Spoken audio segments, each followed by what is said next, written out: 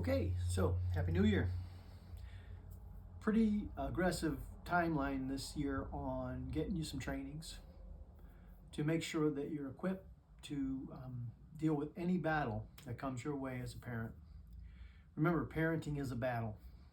So I'm going to just highlight for you today a seminar that I do. It's called the 20 Keys to Parenting. I'm going to give you those 20 keys in a very quick overview, and then I'm going to invite you to some video trainings throughout the year. So the very first key when you're talking about parenting is you. If you think about you can do more harm and more good to your child than any coach, any boyfriend, girlfriend, significant other can do. You as a parent are the most significant resource for your child. Think about all the qualities that you want to pass on, all your good qualities, and like honesty or strength. If a kid is occasionally honest, that makes him a liar. So you really want to build consistent patterns with these qualities. So we go into that in the training, but number one key is you. Second one is to teach belonging and separating, that your child does belong to the family, but that he can go to his events, you can go to your events, but there's still a very tight-knit family with some gates. The belonging and separation are important factors, so we go into that in our training. Another big key to parenting is that you continue to learn, that you recognize new techniques, you utilize what works, you discard what doesn't work, and you internalize those skills as your skill set. Also, positioning. So we're going to teach you to position yourself as though you're completely certain everything's going to work out. And there's several laws that go with that. We'll go into those in the training. Big key to parenting is to prepare now.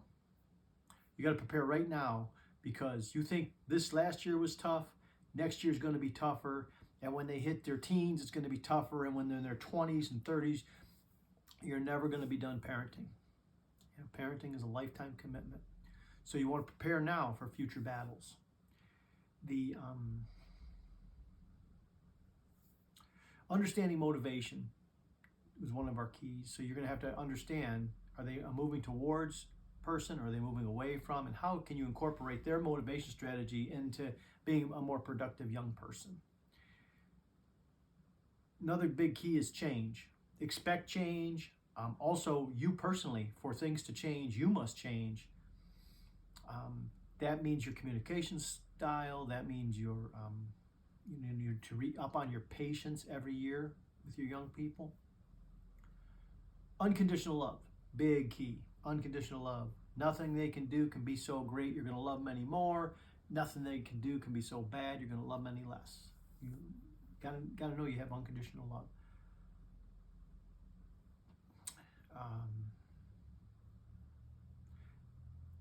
The next key I would say is vital, and that's identifying your own personal issues and work on them. That is a very vital. The kid has to see. Kids don't do what you say, they do what you do. So if you want them to work on their issues, you have to work on your issues. Big one, 10th one, no means no. Somewhere along the line, maybe it was the 60s, 70s, 80s, 90s, 2000s, 2010s, 2020s, somewhere along the line, kids started to believe that no means maybe, or no means if you bug me enough, it's a yes. So we have to go back to the basics, and we have to teach no means no. I'm not sure how to do that in the 20 keys to parenting. Next key is consistency and follow through in promises and disciplines. If you promise them you're going to take them to the ball game, take them to the ball game. If you promise them they're going to be sitting out or off their computer for a week because of their behavior, make sure you follow through on that. Consequences and disciplines as well as rewards. Next key, number 12, limit setting. You have to set the limit. You cannot just have these open-ended, windows where they can play video games all day long or they can eat 20 Snickers bars. Limit setting. The next key is expect limit stretching. So you want your kid in bed at by 9:30. You tell them the bedtime is 9 o'clock.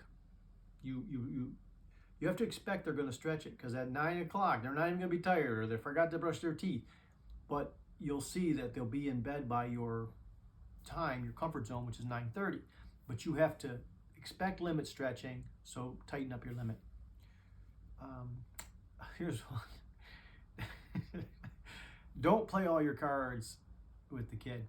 You go through one of my seminars, you get 20 keys to parenting. You don't go home and you lay all 20 on the card. Oh, you didn't do this, I'll do this one.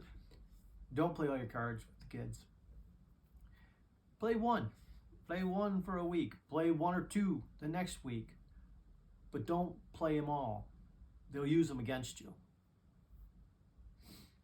The next technique is draw the bottom line. So kids have to know clearly what the discipline's going to be, what the consequences are going to be. And there's all kinds of consequences. There's consequences for their behavior. There's natural and logical consequences, like, if they sleep in and they miss their field trip or whatever, that's a natural consequence. So you've got you got to be able to draw the bottom line. You have to be able to provide them with choices. So one of the things we do is in our class is we'll teach you a really great technique of choices. And choices is probably one of the best ways to get your kid to do the right thing. It's a very simple concept, but kid says, I don't want to go to Aunt Jane's today, I'm not going. Okay, so you have a choice. You come with the family to Aunt Jane's, or we're all going to stay home and today will be a great day. We can clean out the garage as a family. Either way, they're going to be with the family. And here's the thing on the choices. You give them what you want them to do and then something that they'll perceive as less pleasant.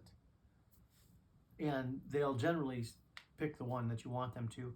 However, if they pick the other one, you have to follow through. You have to go back to the follow through and consistency. You must stay home and clean out that garage. You call your sister or your brother and you say, we can't come today because Johnny called me on a power game and I have to follow through on something. They'll understand, especially if they have children. So choices is a big technique. That's 16. 17, my favorite, catch them being good. I give you plenty of examples of this in our training, but try it out. Remember, I don't know if you saw the teaser about reinforcing, but whatever behavior you want to see again, reinforce. When my son was small, I would say, you're always sticking up for your mother.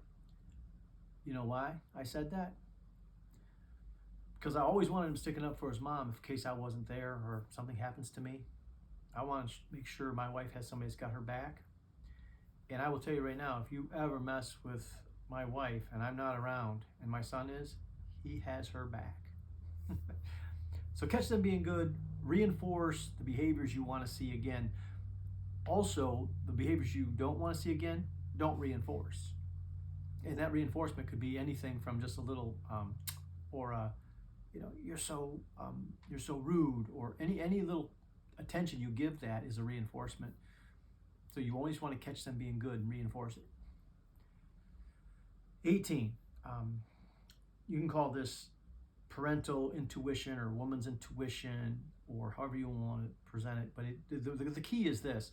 Don't wait for proof. Intervene with reasonable suspicion. Go off your gut feeling. If you think that they might have marijuana or alcohol in their bedroom and you have a gut feeling, go check it out. Don't wait for proof. You don't have to wait for proof. This is reasonable suspicion, and you let them know when you're drawing the bottom line for them. Hey, if I have a reasonable suspicion that there's a problem, I'm going to take action. you let them know ahead of time. Don't wait for proof. That's the key. The next one is to start understanding peer pressure and the purity of that pressure. It's invisible. No kid thinks they're under any peer pressure. But if you look, they're all doing the dance on TikTok, or they're all doing the peer pressure things. So we have to come equipped with peer pressure reversal skills and teaching them how to reverse peer pressure. We'll go into that in our 20 Keys to Parenting. The 20th key is to familiarize yourself with outside resources. So that means you need to know the Youth Bureau. You need to know the counselors in the school, outside agencies. Also, I say it this way, is you have to be familiar with the 20th key is the 6 logical levels. How to improve things in the environment, how to help them shape their behavior, how to teach them strategies, the how-tos, the values clarification, get them to stand on some values, the identity, work on their identity as a young person. It's very important, who they are as individuals, and then learn all those support people that we talked about.